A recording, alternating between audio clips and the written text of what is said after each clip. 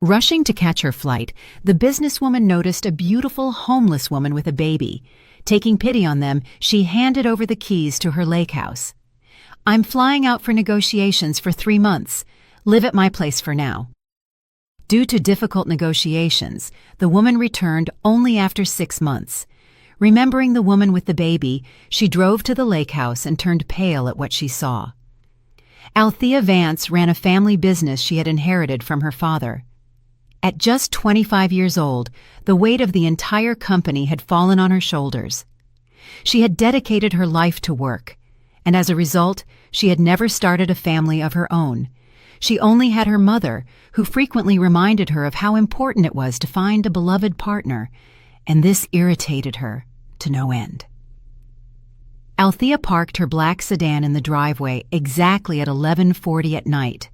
She leaned her head back against the seat and closed her eyes for a moment. The day had been grueling. Negotiations with vendors had dragged on until evening. Then she had to deal with a crisis at the warehouse, and after that, another 2 hours went into reviewing quarterly reports. 55 is an age when the body no longer forgives such marathons. She looked at her reflection in the rearview mirror. Her dark brown skin showed signs of fatigue. There were faint lines near her temples, and her usually sharp professional hairstyle was slightly frayed at the edges. 30 years ago, when her father handed her the reins of the company, she looked completely different. She was full of energy, ambition, ready to move mountains. Now, every day felt like a battle she had to win just to keep the business afloat. Althea got out of the car, pulled her briefcase from the trunk, and headed for the front door.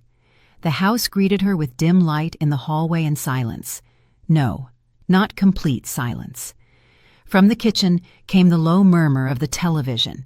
Kicking off her heels and hanging up her coat, Althea walked into the kitchen. As expected, her mother, Beatrice Vance, was sitting at the table. A cup of half-finished tea stood before her, and her gaze was fixed on the TV screen, which was showing some health program. "Almost midnight again, and you're just getting in from work," Beatrice said without even turning her head. Her voice sounded tired, but the dissatisfaction in it was unmistakable. "When will you stop torturing yourself and finally breathe? Do you not understand that at your age, rest is important?" Althea felt something tighten inside her. Every evening it was the same thing. Every time, the same words, the same reproachful tone. She walked to the bar, took out a bottle of red wine, and poured herself a glass. "That's enough, Mama." Althea's voice came out louder than she had planned. "I hear these lectures every single day." Beatrice finally tore her eyes away from the television and turned to her daughter. Her face expressed genuine bewilderment. "What lectures? I'm just worried about you. You work like you're cursed. You give yourself no respite." "And have you ever thought about why things turned out this way?" Althea interrupted her, taking a large gulp of wine. The alcohol burned her throat, but she didn't stop. "What do you mean?" Beatrice straightened up in her chair, a look of wariness appearing in her eyes. Althea set the glass on the table and crossed her arms over her chest. It was as if a dam had broken inside her. All the words that had been piling up for years, all the grievances and unspoken accusations, came flooding out. "Does it not matter that it was you and Daddy who made me this way?" Her voice trembled with accumulated emotion. "It was you two who separated me from Julian, claiming he wasn't good enough for me." She grabbed the glass and took several more nervous sips. The wine was already starting to take effect, loosening her tongue and removing her filters. "Julian?" Beatrice asked, surprise reflected on her face. "My God, Althea, that was over 30 years ago. He was a simple student without a dime in his pocket." "He loved me!" Althea shouted. "He genuinely loved me. But you and Daddy convinced me that I deserved better, that he wasn't good enough, that he had no ambition." "We wanted a better life for you," Beatrice began, but her daughter didn't let her finish. "And the next suitor was Daddy's competitor," Althea continued, her voice becoming increasingly cracked. "Too ambitious, you said. He'll strip us of everything, take over the company. And then it was wrong age, or need to think about grad school, or career is more important. She sank onto the chair opposite her mother, tears glinting in her eyes. And then I had to take over the company. Althea's voice dropped to a whisper. Daddy died, and everything crashed down on me. When was I supposed to meet men, when all my time went into keeping the company at a respectable level? When I was grinding for 14 hours a day, just so I wouldn't ruin what Father built? Beatrice sat silently, pressing her lips into a thin line. Her fingers nervously picked at the edge of a napkin. Don't blame us for everything, she finally said, steel entering her voice. We always did everything we could for you. Your father built this company from zero. We wanted you to have a future. And where is this better future? Althea laughed bitterly. Where is it, Mama? I am 55 years old. No husband, no children, no grandchildren that you want to babysit so badly. Only a mother who constantly drives me crazy with her moralizing. Don't you dare speak to me like that. Beatrice rose sharply from her chair. Her face had paled, and her eyes flashed with anger. Don't you dare. I am your mother. So what? Althea stood up too. Does that give you the right to control my life? You ruined it, Mama. You ruined it yourself. You are guilty, Beatrice shouted. You missed your time. No one forced you to slave away for days on end. Other women somehow managed to work and start a family. Other women aren't carrying a multi-million-dollar business on their backs, Althea snapped. Other women don't live with parents who think no one is worthy of their precious daughter. We just wanted you not to make a mistake. A mistake? Althea laughed hysterically. I made a mistake anyway, Mama. I made a mistake when I listened to you. Julian now owns a chain of restaurants in 3 cities. And remember Marcus, Dad's competitor? He has 2 grown children, a successful company, and a happy life. And I am alone. A heavy silence hung in the air. Beatrice sank back onto the chair as if her strength had left her. You are being unfair, she said quietly. Father and I worked all our lives to give you the very best. Education, the company, this house. I didn't want the company, Althea screamed. I wanted to love and be loved. I wanted children. I wanted to wake up next to a person who holds me, not next to a stack of documents. Then why did you agree to lead the company? Beatrice looked at her daughter with a challenge. No one forced you. How did you not force me? Althea felt the tears finally break through. Daddy lay in the hospital begging me not to let the company fall apart. His life was in this business. And you cried every day saying that if I didn't take control into my own hands, we would lose everything, that Daddy's life would turn to dust. How could I refuse? Beatrice turned away toward the window. Her shoulders were trembling. I didn't know you thought that way, she whispered. Of course you didn't know, Althea answered wearily, wiping her tears. You never asked what I wanted. You always knew better. Althea finished the wine and placed the empty glass on the table. I need to sleep. Important meeting tomorrow. She headed for the kitchen exit, but stopped at the threshold without turning around. You are right about one thing, Mama. I missed my time, but it happened not only because I decided so. It happened because you and Father didn't let me live my own life. Althea went up to her room, closed the door, and leaned her back against it. Downstairs in the kitchen, the light was still on. She realized she couldn't change her mother's mind. Beatrice always believed she was right. Arguing or explaining anything was pointless. This fight, like dozens before it, would change nothing. Tomorrow morning they would speak coldly and stiffly again, pretending nothing had happened. As always, Althea woke up with a heavy head and a bitter taste in her mouth. The wine yesterday had not been the best idea, especially before an important workday. She looked at the clock. 7 in the morning.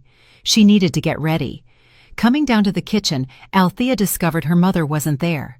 Usually Beatrice got up early and by this time was already sitting at the table with a cup of coffee and the newspaper.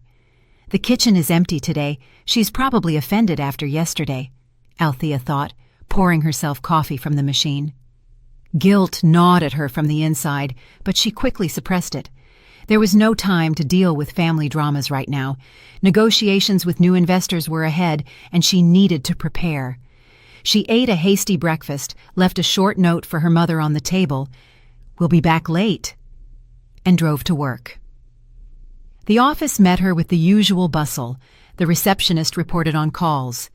Elias Thorne, her chief of staff, brought a folder of documents for the upcoming meeting.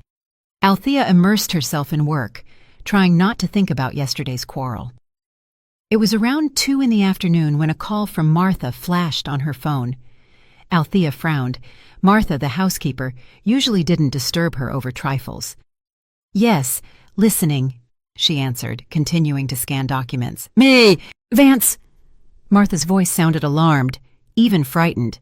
"Mrs. Beatrice is missing."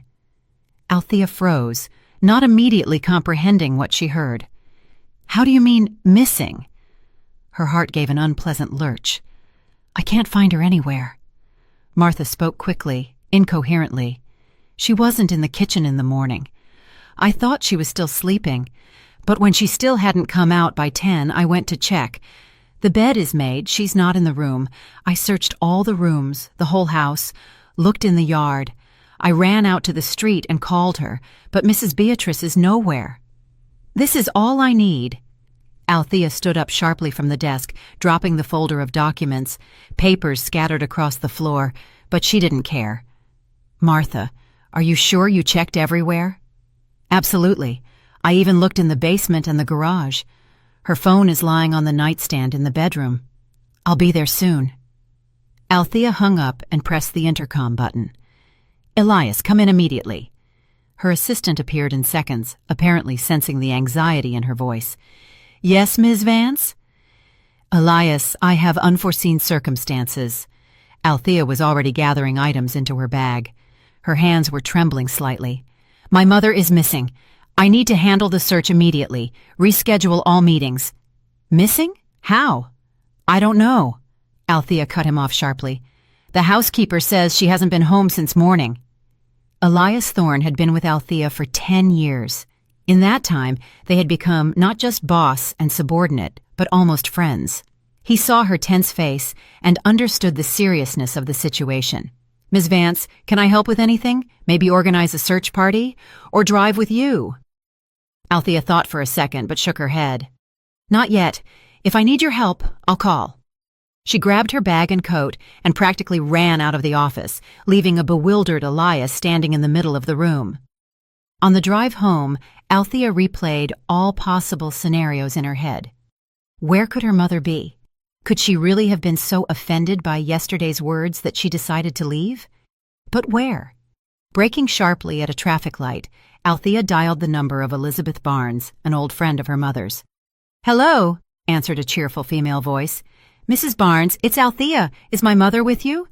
"No, Althea, honey. Why, did something happen?" Wariness appeared in the woman's voice. "No, everything is fine," Althea lied, not wanting to raise panic prematurely. "I just wondered where she went. Maybe she called you today?" "No, dear. Beatrice and I spoke the day before yesterday. She invited me for tea next week. Is something wrong?" No, everything is good. Thank you." Althea hung up and dialed the next number. Valentina, another friend, also knew nothing. Moreover, she was surprised by the call. "Althea, isn't Beatrice home? Strange. We talked on the phone yesterday. She was planning to tend to the flowers in the greenhouse today. Said she hadn't taken care of the roses in a long time." "Thank you, Mrs. Valentina. If she happens to call you, please let me know immediately." "Of course, child, you're scaring me. Is Beatrice okay?" "Yes, we just missed each other," Althea lied again, and disconnected. Suddenly, it hit her. The cemetery. Her mother often went there, especially when she was upset, or wanted to be in silence. Maybe after yesterday's fight, she went to her husband's grave. Althea turned the car around and headed toward the cemetery. The drive took 20 minutes, which felt like an eternity. Anxious thoughts swarmed in her head. What if Mama felt unwell? What if something happened to her? "I shouldn't have spoken to her like that yesterday," Althea thought bitterly. "I shouldn't have snapped. She's 79. She has a heart condition." The cemetery met her with silence and the rustle of autumn leaves. Althea practically ran along the familiar paths to her father's grave. Her heels clicked on the asphalt, her breathing ragged. The grave was well kept. Fresh flowers lay on the black marble. Apparently, her mother had visited recently, but no one was there now. Althea sank onto the bench next to the grave. Tears rolled down her cheeks on their own. "Daddy, how could she do this?" she whispered, looking at her father's photo on the monument. "Where could Mama have gone? I didn't mean to hurt her. I'm just tired of pretending everything is fine." Langston Vance looked out from the photo, stern and calm. Althea remembered how he always knew how to soothe her with one look, how he found the right words in a difficult moment. "What do I do?" she asked quietly. But no answer followed, of course. She sat for a few more minutes, wiped her tears, and stood up. She needed to act, not sit and cry. On the way home, Althea began calling hospitals. She was shaking at the thought that her mother might have been in an accident or had a heart attack. "Good afternoon. Did you have any women admitted today, approximately 79 years old?" "Beatrice Vance." "1 minute, let me check. No, we don't have such a patient." She called 4 hospitals. No results. Then Althea drove to the police station. The desk sergeant met her without enthusiasm, clearly busy with his own affairs. "I want to report a missing person," Althea said firmly. "Have a seat. When did the person go missing?" "This morning, or possibly during the night." "You don't know for sure?" The officer looked up at her. "This morning. I understand that legally you might wait, but she is 79. Althea's voice trembled. "She has heart problems." "All right, let's file a report." The officer took out a form. Name, age of the missing person. Beatrice Vance, 79 years old. Description? Well-groomed black woman. Althea tried to recall all details. Average height, about 5'5". Gray hair, usually wears it in a bun. Brown eyes, wears reading glasses. What was she wearing? I don't know. I left early in the morning, didn't see her. Does she have memory problems? A tendency to wander? No. Althea shook her head. No memory problems. She was always of sound mind. Maybe there was a conflict? A reason why she might have left? Althea fell silent. Yesterday's fight floated up in memory in full color. We had a disagreement last night, but that's no reason to disappear. I see. The officer wrote something down. Leave your contacts. We will look into it. But usually in such cases, people return on their own. Perhaps your mother just wants to teach you a lesson. Teach me a lesson? Althea felt anger boiling inside. She is 79, not 17. Nevertheless, it happens, the officer replied calmly. Go home, wait. If she doesn't appear in 24 hours, we will activate a wider search. Althea left the precinct, feeling devastated and helpless. She returned home, where a worried Martha had already turned on all the lights, as if bright light could help bring the missing mistress back. Nothing? The housekeeper asked hopefully. Nothing. Althea walked into the living room and sank onto the sofa. Maybe she went to one of the relatives? She has no close relatives except me, Althea answered wearily. Martha, did you notice anything strange in her behavior lately? No, Ms. Vance. Mrs. Beatrice was as usual. True, the last few days she seemed a bit thoughtful, but I didn't attach any importance to it. Althea took out her phone and started calling hospitals, morgues, and urgent care centers again. With every negative answer, the panic grew. In the evening, Elias called. Ms. Vance, how are things? Has your mother been found? No. Althea's voice sounded hollow. Elias, cancel all my meetings for tomorrow too.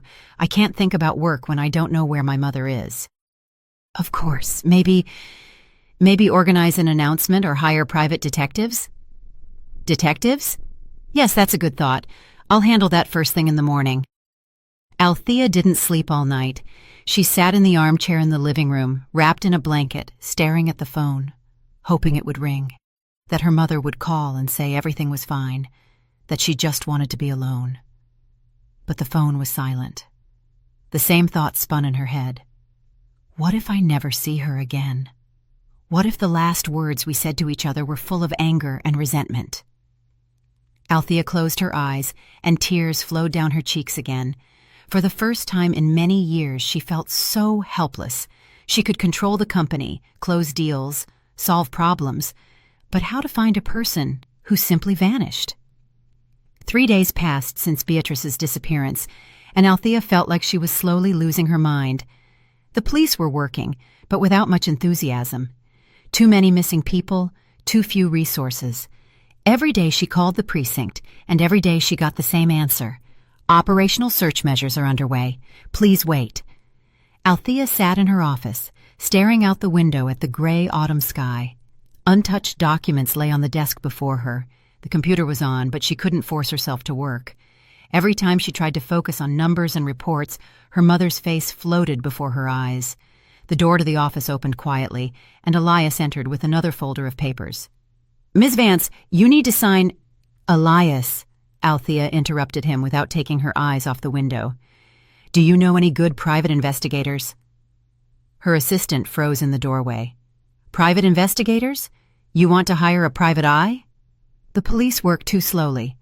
I need a professional who will focus only on this case." She finally turned to him. Elias noticed the dark circles under her eyes, the pallor of her face. "Do you have contacts?" "There is one man," Elias nodded. "Silas Grange. Used to work in homicide, then went into private practice. Very meticulous and reliable. My brother went to him a couple of years ago when tracking down a debtor. Found him in a week." "I need him, urgently." Althea reached for her phone. "Give me his number." Half an hour later, Detective Silas Grange was sitting in her office. A man of about 50 with piercing gray eyes and calm manners, he inspired confidence. He took out a notepad and pen. "Mr. Grange, I need your help," Althea began, trying to speak confidently, though her voice betrayed a tremor. "My mother disappeared 3 days ago." "Tell me in detail. When did you see her last?" "In the evening, the day before the disappearance. We argued." It was hard for Althea to admit this aloud. "The next morning I left for work early, didn't see her, and in the afternoon the housekeeper called and said Mama wasn't home." "What was the cause of the argument?" Althea clenched her fists. "I accused her of ruining my life, said that because of her I have no family. It was stupid, I shouldn't have—" "Ms. Vance," the detective interrupted gently, "I'm not judging you. I need facts to understand what might have happened. Could your mother have left under the influence of emotions?" "I don't know." Althea ran a hand over her face. "She was offended, that's for sure. But to just pick up and leave? She's 79. She has a heart condition." "Does she have relatives, friends she could turn to?" "I called everyone. No one has seen her. Friends say she didn't call." Silas Grange wrote down every word. "Money? Documents? What did she take with her?" "Nothing." Althea felt a lump rising in her throat. "Passport is in place? Phone is at home? Money too.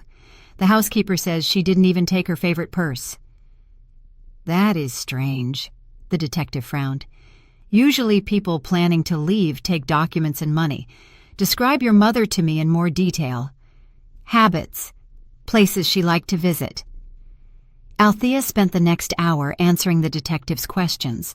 She talked about how her mother loved visiting the cemetery, how she sometimes met friends at a cafe, how on Tuesdays she always went to church. "I will check all these places," promised Silas. "I'll also request surveillance footage in your neighborhood. Ms. Vance, I understand how hard this is for you, but try to remember, was there anything unusual in your mother's behavior recently?" Althea thought. "Martha, our housekeeper, said Mama was thoughtful the last few days, but I didn't attach importance to it. We barely spoke. I'm constantly at work." "All right, I will start work immediately. I'll keep you posted." The detective stood up. "And one more thing, don't lose hope. In my practice, there have been cases where people were found a month later, or even 2. When Silas Grange left, Althea sank into her chair. She had hired the best detective. The police were working. Missing posters were pasted all over the city. What else could she do? The following days turned into agonizing waiting. Silas called every evening with reports, but there were no results. He checked all the cafes and churches, interviewed her mother's friends, reviewed footage. Beatrice Vance seemed to have dissolved into thin air. "I checked hospitals within a 100-mile radius," the detective said. "Also contacted colleagues in neighboring cities. Nothing." "How can a person just disappear?" Althea almost screamed into the receiver. "We live in the 21st century. There are cameras everywhere." "Unfortunately, not everywhere. There aren't many cameras in your residential area. The last thing I managed to establish, your mother left the house early in the morning, around 6 o'clock. Then the trail goes cold." Althea continued going to work because she didn't know how else to occupy herself. Sitting at home and waiting was unbearable, but work brought no relief either. She conducted negotiations, signed papers, met with partners, but all this happened as if underwater, in some unreal fog. "Ms. Vance, do you hear me?" The voice of a partner on the video call returned her to reality. "Yes, sorry. What were you saying?" "About the delivery deadlines. Do you agree with the proposed dates?" Althea looked at the screen, but the numbers and charts blurred before her eyes. "Yes, I agree. Elias will prepare the documents." When the connection cut off, she dropped her head into her hands. Her thoughts constantly returned to her mother. What if Beatrice left precisely because of their fight? What if the last words Althea said to her were so cruel that her mother decided, no, she couldn't even think about that? "Ms. Vance." Elias walked into the office with coffee. "Drink. You've eaten almost nothing all week." "Thank you." She took the cup, but didn't even touch the drink. "How are the searches? Has anything moved forward?" "No results." Althea's voice was lifeless. "Grange is working day and night, but nothing. I don't know what to do anymore." Elias sat on the edge of the desk. "Maybe we should cancel the meeting with the investors, or move it a few weeks later. You aren't in a state to lead such serious negotiations." Althea sharply raised her head. "Meeting with investors." She had completely forgotten. It was the most important deal of the year. The future of the company depended on it. "Right. The flight is today." "Elias, what time is it?" 2:30, and the flight is at 6, the assistant reminded her. "So the flight is in 3 hours. Althea grabbed her head. "God, I haven't even packed." "Ms. Vance," Elias said gently, "I can go alone, or we can reschedule. You don't have to." "No." She stood up abruptly. "I'm useless here anyway. The detective is working. The police are working. I'm just getting in the way, calling every 2 hours. The deal will happen. It's too important for the company. But if anything happens, Martha will be at home. She'll let me know if Mama shows up." Althea was already gathering documents into her bag. "I'll leave her all the contacts, and Silas Grange's too." "Are you sure?" Elias looked at her with doubt. "Negotiations will last more than a week, maybe 2. "I'm sure," Althea said decisively, though inside everything clenched with fear. To leave now when her mother was missing, it felt like betrayal. But the company, 200 people worked there. 200 families depended on her decisions. "Elias, order a car to the airport. I need to stop by the house, grab my things." "Okay, then see you at the airport." "Yes," she nodded, and they exchanged tense glances. At home, Althea packed a suitcase in a rush. Martha bustled nearby, helping fold clothes. "Ms. Vance, what about Mrs. Beatrice?" the housekeeper asked with anxiety. "Martha, I have a very important request for you." Althea stopped and took the woman by the hands. "If Mama appears, if there is any news, call me immediately. Any time of day or night. Understood?" Of course. Don't worry, I will right away. Here is the detective's number. Here is the precinct number." Althea wrote on a piece of paper. "If something happens and I'm not reachable, call them. You will return, right?" A plea sounded in Martha's voice.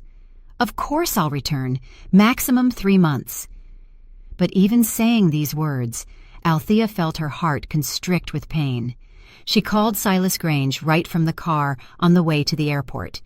"Detective, I am forced to leave on a business trip for 3 months, but I will be reachable 24 hours a day if you find out anything at all."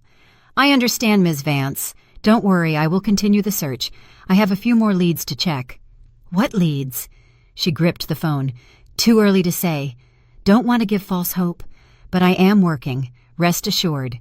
Althea walked hurriedly through the airport parking lot, dragging her suitcase behind her. Elias had already gone inside, but she lingered to answer an urgent call from Silas. The conversation was short and fruitless. No new leads, no witnesses, nothing. Hanging up, she quickened her pace. Less than half an hour remained until check-in, and she couldn't be late. The investors wouldn't wait if she missed the flight. Near the entrance to the terminal, she noticed a woman, young, maybe 30, with a child in her arms. They were sitting on a concrete barrier. Something about this picture made Althea stop. The woman was dressed in a worn coat, clearly not her size. Her hair was disheveled, but her face was surprisingly beautiful, with regular features and large, dark eyes. And the baby in her arms, quite tiny, was wrapped in a thin blanket, clearly insufficient for the autumn weather. Althea was going to walk past. She had no time. She needed to hurry. But something forced her to linger. Maybe it was the woman's eyes, tired but full of some quiet dignity, or the way she tenderly pressed the child to herself, trying to warm him with her body. "Excuse me." Althea stepped closer. "Is everything okay?" The woman flinched and raised a wary gaze to her. "Yes, everything is fine," she answered quietly, instinctively pressing the baby tighter to her chest. "Forgive the intrusiveness, but do you have a place to stay?"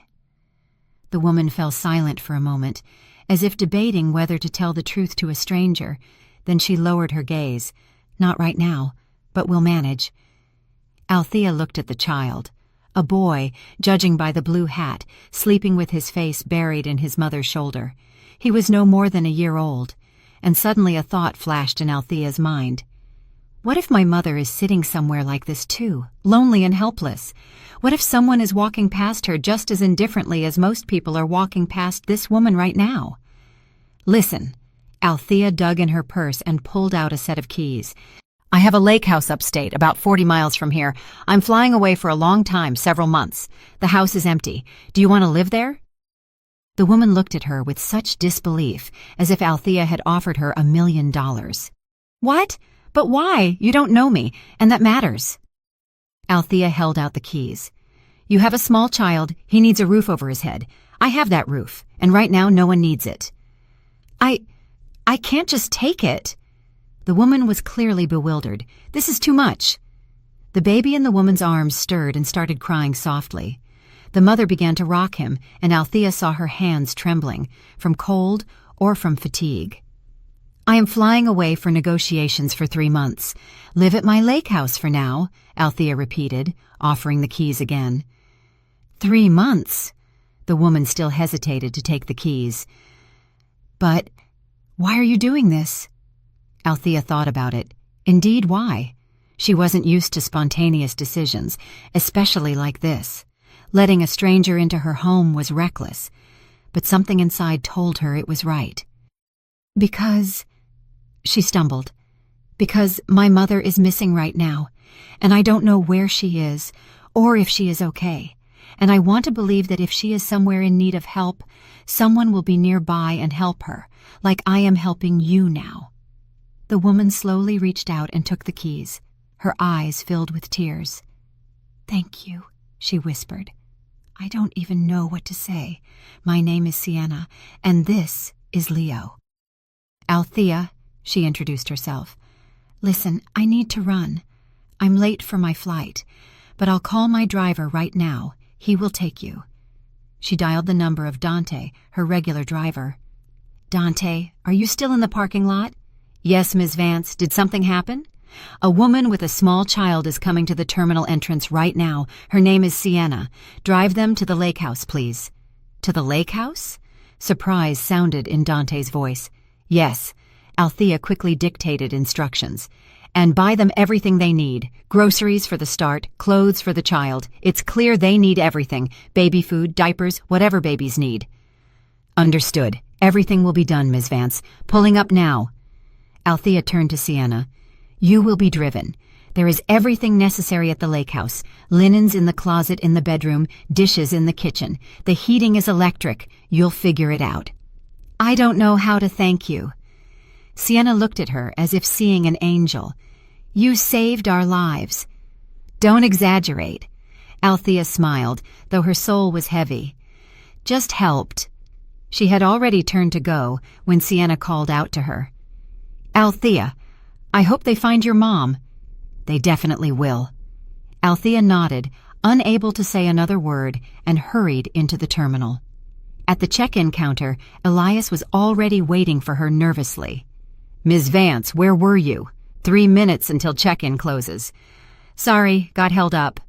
She handed her documents to the agent.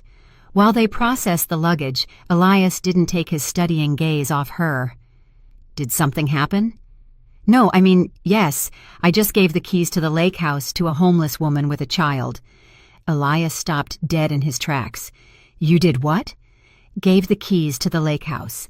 Althea repeated calmly, taking her boarding pass. They will live there while I'm gone. But Elias was clearly trying to find words. Aren't you afraid to let strangers into the lake house? You don't know her at all. What if she, I don't know, steals something or turns it into a drug den?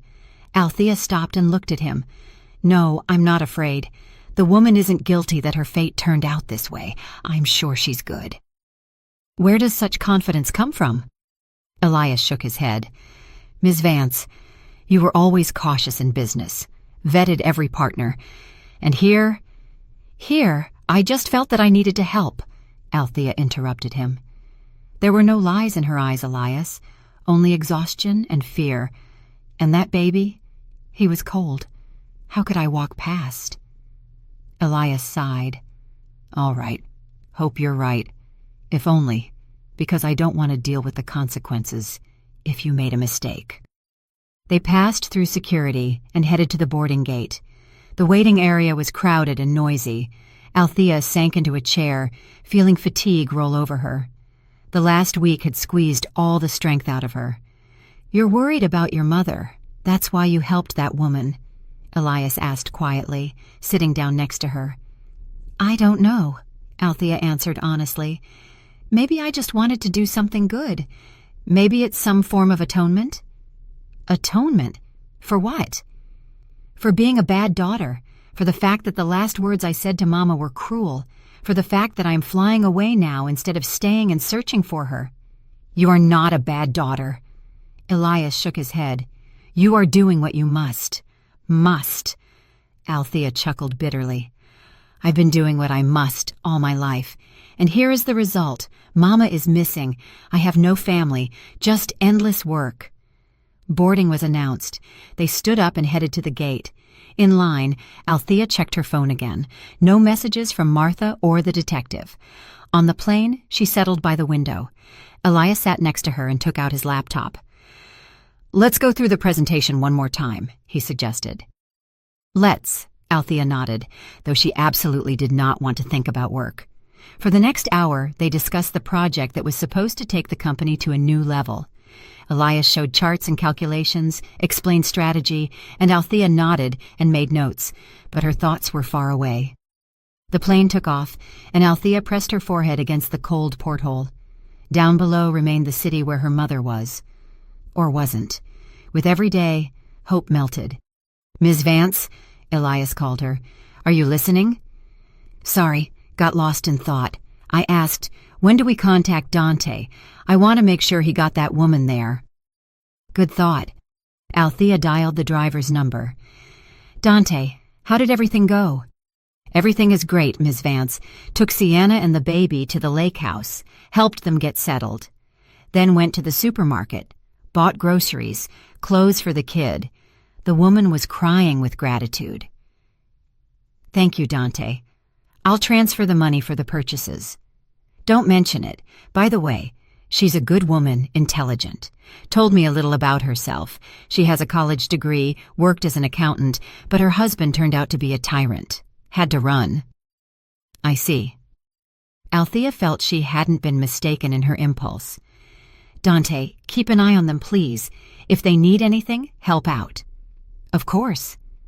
Hanging up, Althea leaned back in the seat. Elias looked at her with curiosity. Well, satisfied? Yes, Althea smiled. You know, even in such a difficult period, it's nice to realize you could help someone. That is noble, agreed Elias, although still reckless. Every evening, being at the hotel, Althea called home. Martha always answered on the first ring, as if she didn't let the phone out of her hands. Martha, any news? No, Miss Vance, none. Did the detective call? Yes, this morning. Says he is checking some new theory, but nothing concrete yet. The police found nothing either. Sorry, Miss Vance. You aren't guilty of anything, Althea said wearily. Thank you for keeping me posted. The negotiations went hard. The investors nitpicked every number, demanded additional guarantees, set conditions.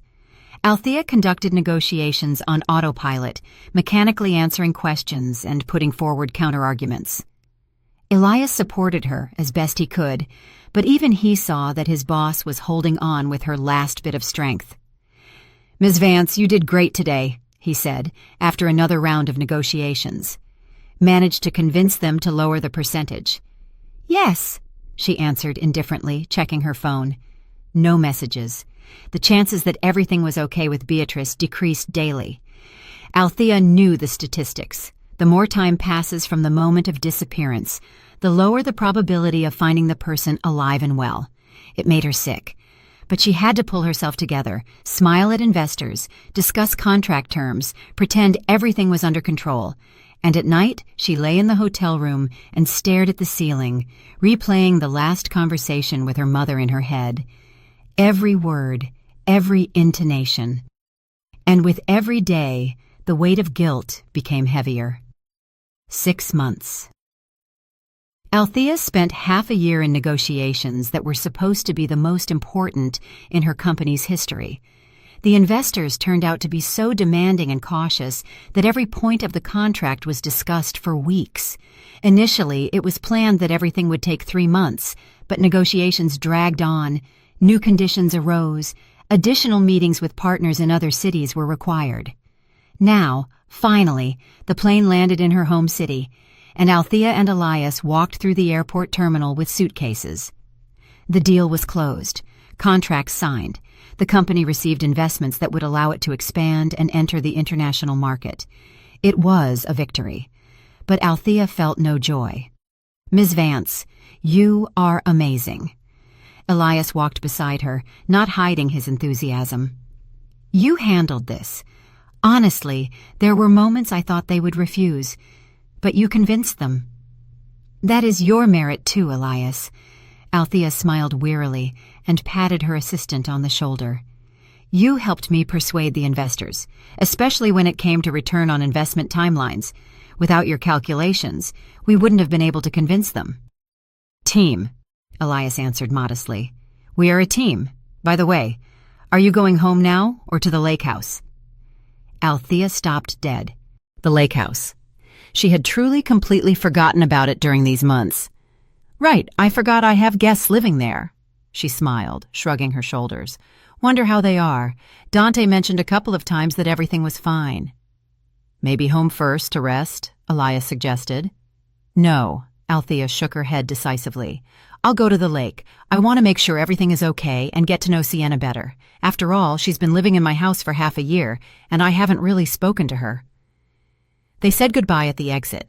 Elias took a taxi, and Althea called Dante. The driver arrived in 20 minutes, smiling joyfully. Miss Vance, I am so glad to see you. How did the negotiations go? Successfully, Dante. Tired, of course, but the result was worth it. Let's go to the lake house. The lake house? Not home? No, I want to check how things are. By the way, how is Sienna? How is the baby? Oh, everything is excellent. Dante perked up. Sienna is such a wonderful woman, hardworking, neat. The house is always in order, and she found a job at the local store. Micah is growing by leaps and bounds, already started walking. Already walking? Althea was surprised. How old was he when I left? 10, 11 months. Now he's a year and 5, such a sharp little boy. They drove onto the highway. Familiar landscapes flashed outside the window. The city gradually gave way to suburbs, then fields and forest. Althea looked out the window and thought about her mother. Over these 6 months, the trail had gone completely cold. Silas Grange continued working for the first 3 months, but then admitted he had hit a dead end. The police found nothing either. The case of Beatrice Vance's disappearance was gradually moving to the archives. Althea learned to live with this pain. She no longer cried every night, didn't flinch at every phone ring. She simply accepted it as a given. Her mother disappeared, and most likely she would never see her again. This thought was unbearable, but she had to live with it. The lake house was located in a picturesque spot, surrounded by pines. A 2-story house with a large veranda and a well-kept garden. Her father bought this place long ago, when Althea was still a teenager. Here they spent summers. Here they celebrated family holidays. After her father's death, Althea almost never came here. Too many memories. The car turned onto the familiar country road. A few minutes later, the house appeared, and Althea immediately noticed that something had changed. Flowers bloomed in the beds, the gate was freshly painted, new curtains hung in the windows. The place looked lived in, cozy. "See?" said Dante contentedly. "Sienna really looks after the house well." They got out of the car. Althea looked around. Even the paths were swept, the grass trimmed. She headed toward the house when suddenly she heard a child's laughter drifting from the garden. Rounding the house, Althea came out to the gazebo that stood at the edge of the property near a small pond, and what she saw made her freeze in place. In the gazebo, in a wicker chair, sat an elderly woman in a light dress. On her lap sat a toddler with dark curls, and the woman was telling him something, pointing at the ducks swimming in the pond. The child laughed, clapping his hands. Althea felt the ground slipping from under her feet. She knew this woman. She would know her among thousands of others. "Mama." The voice sounded hoarse, barely audible. The woman raised her head and looked at Althea. The face was painfully familiar, the same brown eyes, the same elegant nose, the same thin lips, but there was no recognition in the eyes, only mild curiosity. "What?" asked Beatrice, tilting her head. "Do we know each other? You said Mama?" Althea took a step forward, then another step. Her legs were giving way, her heart pounding wildly. "Mama, it's me, Althea, your daughter." Beatrice looked at her closely, as if trying to remember, then slowly shook her head. "Forgive me, but I don't know you." "You must be mistaken, ma'am." Althea sighed heavily, not understanding what was happening. 6 months of searches, 6 months of despair and hope, and her mother had been here all this time, at the lake house, 50 miles from home. At that moment, Sienna came out of the house with a large pot in her hands. Seeing Althea, she smiled. "Oh, you're back. Welcome home." She put the pot on the table in the gazebo. "Will you have lunch with us? I just made soup." "Sienna." Althea pointed at her mother with a trembling hand. "This woman, how is she here?" "Ah, Mrs. B." Sienna looked at the elderly woman with tenderness. "She's been living with us for many months now. Why?" The baby on Beatrice's lap waved a hand at Althea. "Sienna." Althea walked closer. Her voice trembled. "This is my mother. Beatrice Vance. This is my mother."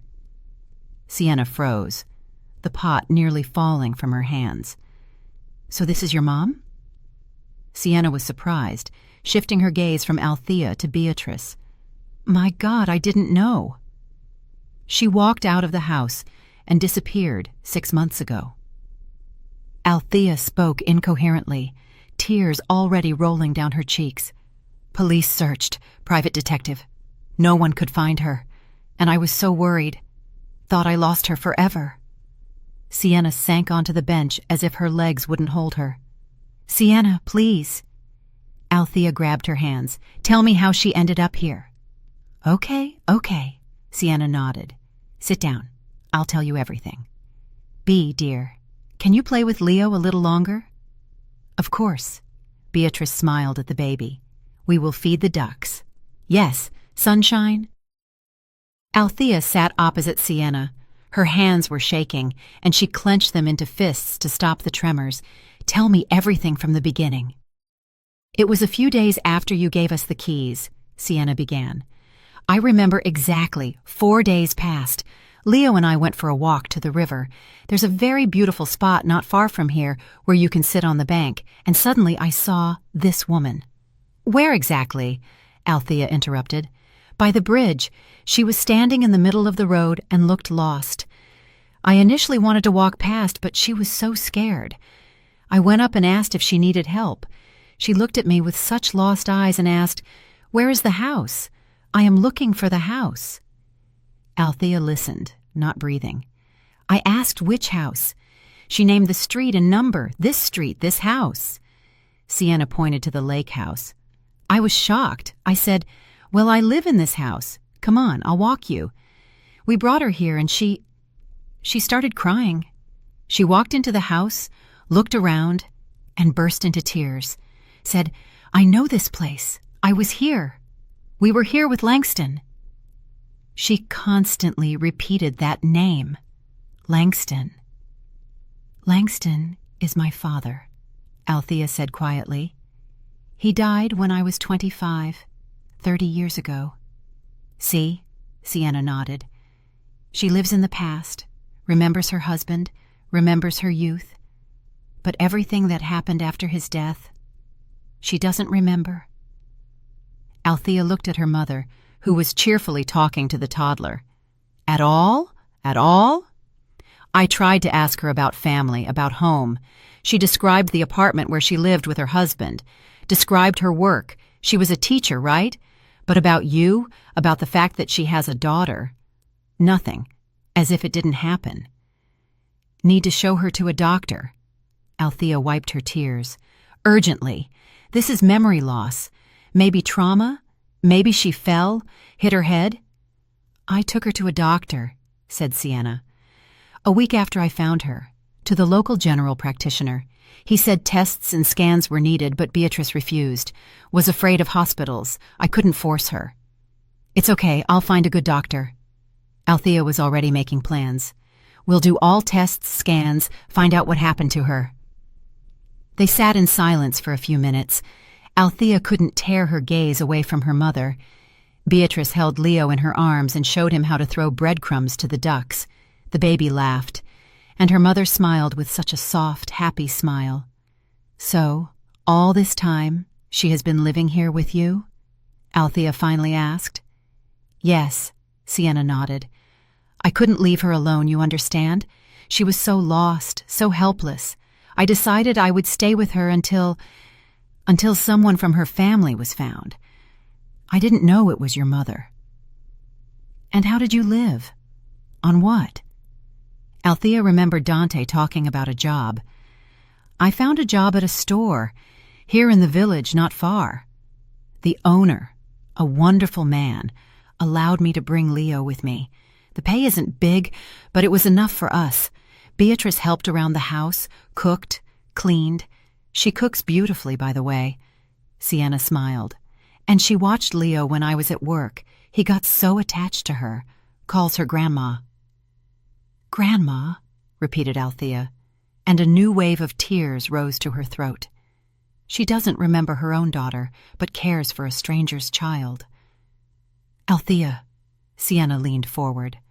I don't know what to say. I am so sorry. If I knew it was your mother, I would have contacted you immediately. You aren't guilty, Althea shook her head.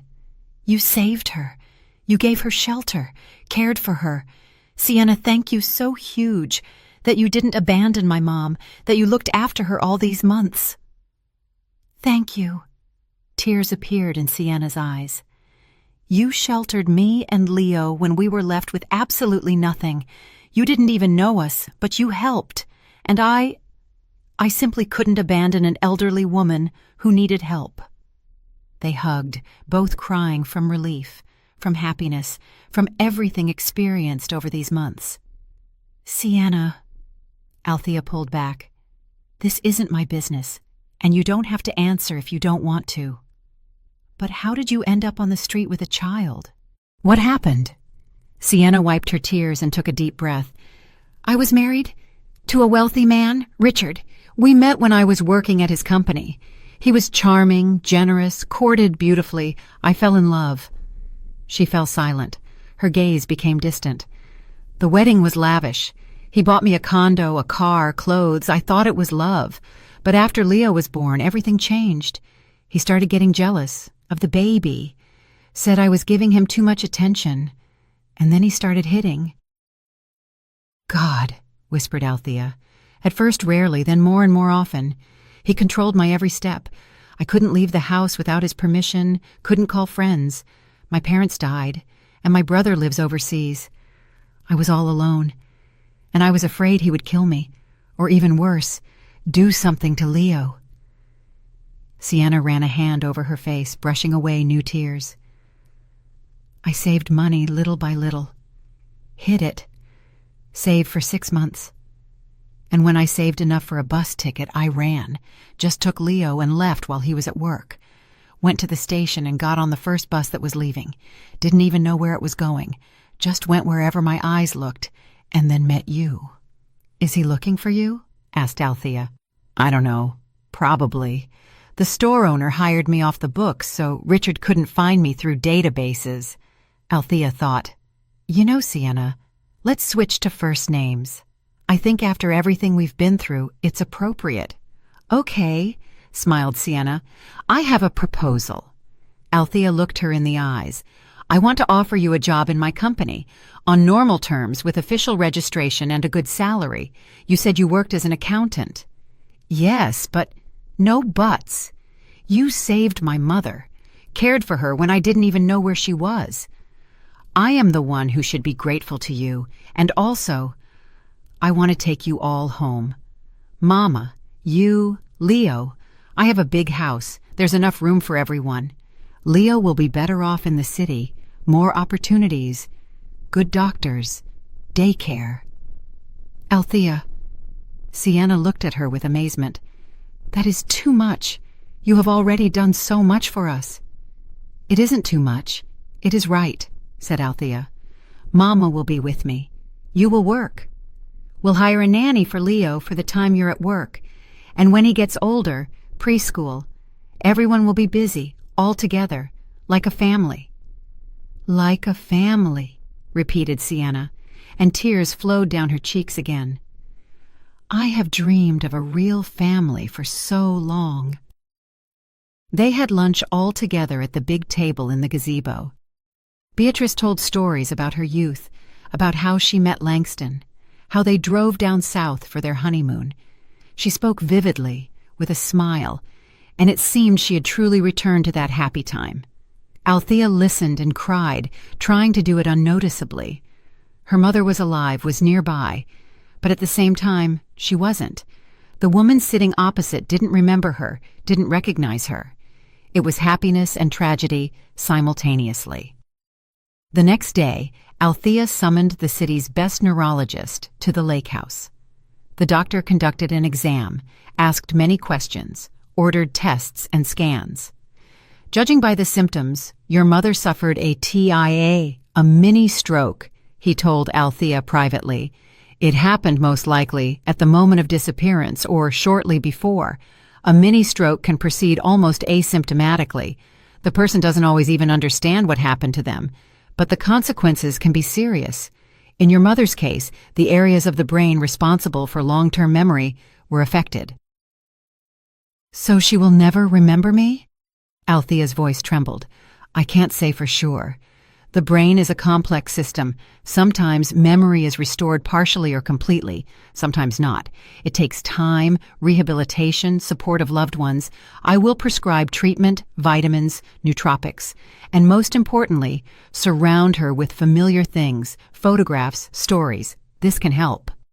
A week later, they moved to the city house. Althea gave Sienna and Leo a separate suite on the second floor. She hired a nanny for Leo and processed Sienna into the company as an accountant.